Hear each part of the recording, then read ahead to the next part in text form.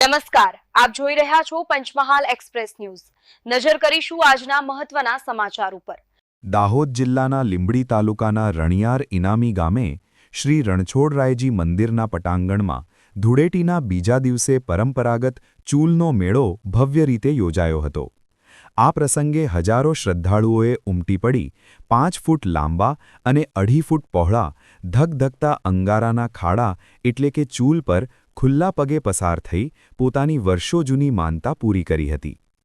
સંતાન પ્રાપ્તિ કે શારીરિક વ્યાધિઓ જેવી બાધાઓ રાખતા ભક્તો 5 વર્ષ સુધી આ કઠિન પરંપરા નિભાવતા હોય છે. મેળામાં ખાદ્ય સામગ્રી અને રમકડાની વિવિધ હાટડીઓ જામી હતી. સાથે જ ભક્તોએ કઢી ખીચડીના ભંડારાનો પ્રસાદ માણ્યો હતો.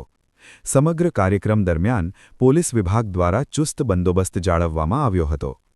ગુરુ ગોવિંદ લીંબડી તાલુકામાં રણિયાર ગામ આવેલું છે. ત્યાં રણછોડરાયજીનું મંદિર છે.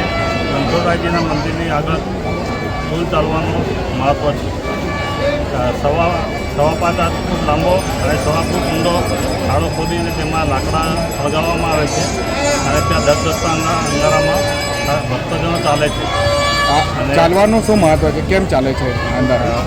બધાની પોતપોતાની માનતા હોય, માનતા પૂરી થાય છે એટલા માટે લોકો ચાલે છે. તમારું નામ ચાલે છે એમાં કોઈને ઈજા નથી થતી? આજ સુધી કોઈને કંઈ એવું બન્યું નથી. શું માનો છો આપ? આની પાછળનું કારણ શું માનો? ભગવાનની શ્રદ્ધા, રણછોડરાયજીની શ્રદ્ધા છે. તમારું નામ? લક્ષેશ પટેલ.